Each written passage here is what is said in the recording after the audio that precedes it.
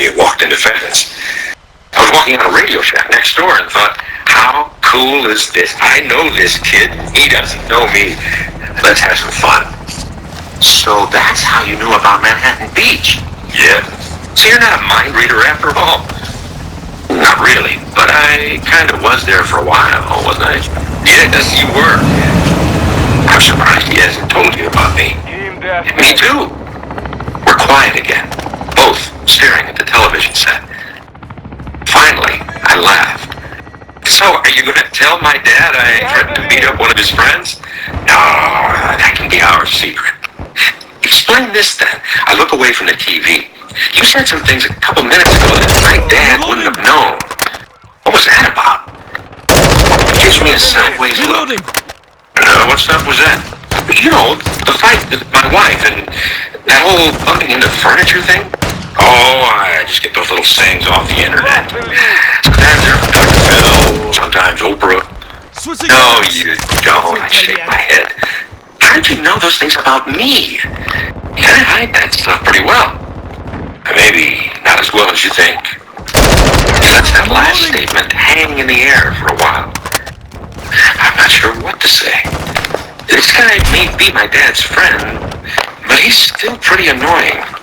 He spins around on his stool and jumps up like a little kid. Come outside for a second. I want to show you something. He takes a few steps toward the door and turns to me. Come on, as I like you to shivering. Reloading. So I follow his flip-flopping feet out of the parking lot. There, sitting directly next to my car, is a shiny cherry red vintage convertible. He leans against the trunk. Nice, huh?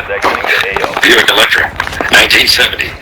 Only about 6,000 ever made it to the street. Less than 200 still running. 455 8 cylinders and 370 horses pulling this sled. Redid the whole thing myself from the ground up. He looks lovingly at the car. Even the upholstery, the door panels, and the whole steering assembly came from an Electra owned by Cary Grant. He sees my blank stare and says, he was an actor. In the 40s and 50s, before Brad Pitt was born. Anyway, you gotta jiggle the passenger door handle from the inside to get in. And she drinks a lot of oil. But if you want to get your hair scared, there ain't nothing like this one. Well, you can sit in it if you like. It truly is an impressive vehicle. Especially the storage compartment, which makes up half its size. You could drive a present-day hybrid into that trunk and still have room for groceries. This car looks like a giant safety deposit box on white wall tires. No big spins, no gimmicks. Detroit's last attempt to build a car that could comfortably fill an entire lane. I shake my head. Thanks, I can see it just fine from here. He hops in the car, starts the engine, and puts it in gear. Suit yourself. Maybe we'll see each other again. Nice to meet you, though. Hold on a minute, I hear. He puts the car back in park, lets the engine idle. Look, Stephen, you'll never discover most of what you went searching for tonight as long as you're setting the terms. That's how this stuff works. Maybe you came here for a reason, or maybe you were brought here. He peers into my eyes. What if God brought you here to meet an old guy with a Buick Electra who may be just a little further down the road than you? I don't believe much in coincidence. Maybe this is nothing more than a funny practical joke God let us stumble into. Or maybe both of us have been led here. He reaches into his wallet and fumbles around. My name's Andy. Here's my card. I take it from him. There's nothing on it but a name, Andy Monroe, and email address. You decide you want to ride around in this dream coffee. Email me, okay? He puts the car into reverse, and he smiles at me and slips on a pair of sunglasses as if it were new. His giant Buick Electra with white upholstery and white wall tires slowly rumbles its way out of the parking lot. By the time I look up from putting the card in my wallet, he's vanished on Colorado Boulevard into the chilly, early spring night air. You really don't get it, do you? Late evening, Wednesday, March 11th. By the time I work my way down on the Coast Highway and into our gated Manhattan Beach neighborhood, it's after 11. Our gaslight-lined street looks even more quiet, safe, and elegant after driving through the area of sketchy, weed-choked rental houses that dominate life around Fenton's. I pull into our circular driveway and turn off the car, admiring our home. The landscapers did a good job this week upgrading our ground lighting.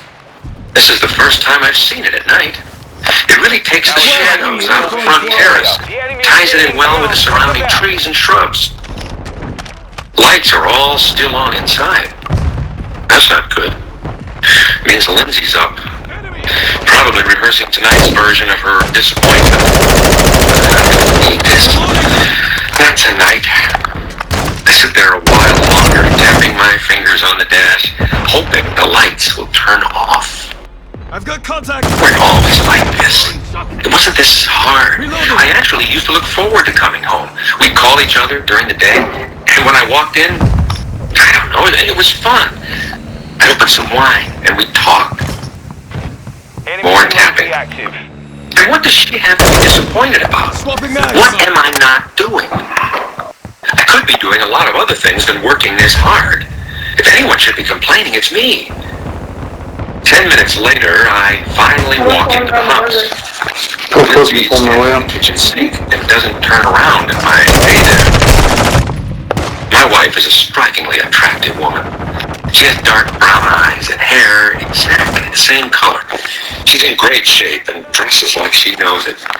I married her in part because of her self-confidence. When we get crossways, I can't stand about her. I called 3 times today at your office and twice on your cell phone. She blurts it out with her back to me, like she's hoping the suddenness will cause me to confess something. Stephen, you were going to pick her up from school today. You and her. You were going to have some time with your daughter, remember? I stare up the stairs. I totally spaced it. She lets me get halfway up before she says she's asleep. Come back downstairs to wake her up. She turns fully toward me and lets me see her disdain. Stephen, she stood at the loading zone for over an hour after school. Parents picking up kids circling around, concerned about her. You okay? Can you ride? No, she had to say over and over. My dad will be here soon. Enough. I get it. I don't stop her. She'll just keep at me. She's 11 once, she continues. This is it. This is that time when you promise something you can't just... Don't start this, I say. I made a mistake. I forgot. I screwed up, okay? I'll talk to her later. Oh, later? She nods sarcastically. Which later would that be, Stephen? Don't patronize me, Lindsay. You know what I mean. No, I don't. I really don't, she says, as she paces into the living room, straightening magazines that are already straight. Is this the later, like those other commitments you make and don't keep? Or is this a different one? I'm curious. Knock it off, I say, raising my voice. I don't need this right now. Shh. You're going to wake her up. She doesn't need to hear this. Oh, that's great, I say even louder, throwing my briefcase down. Yeah, that's good. Take a few jabs, and then tell me to be quiet. Bring it. She turns away and almost under her breath says, I can't keep doing this. Doing what? This. She swipes her arm across the entire room. All of it. She holds her gesture, then slumps her shoulders and sighs. I can't keep covering for you, Stephen. Jennifer loves you. You're her dad. But she's starting to not trust you, to no longer count on you. I don't want that. I don't want my daughter to grow up that way. She deserves more, Stephen. Don't start the drama, Lindsay. You don't get it, do you, Stephen? The pattern doesn't change.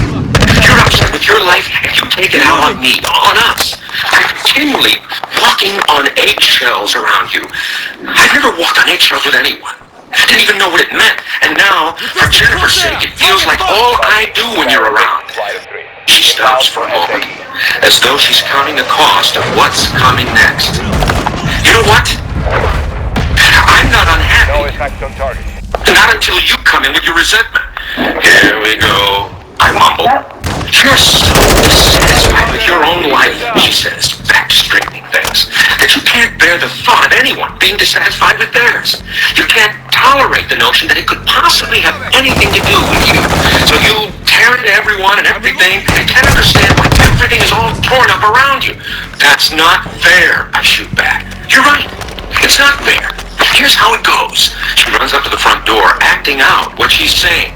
You walk in with something you're unhappy about. She runs back to the couch. Then I try to reason with you, and you get louder and louder and meaner and meaner. She takes a step toward the kitchen. Then, when I can't stand it or you scare me enough, I leave the room.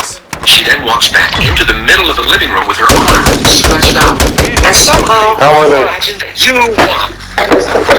I try to respond, but she stops me, raising her hand. You know what? She slowly shakes her head, a forced smile on her face that is more of a grimace. I used to be able to stay in the ring with you, but something inside me has gone away. I've lost my confidence. I've lost who I used to be.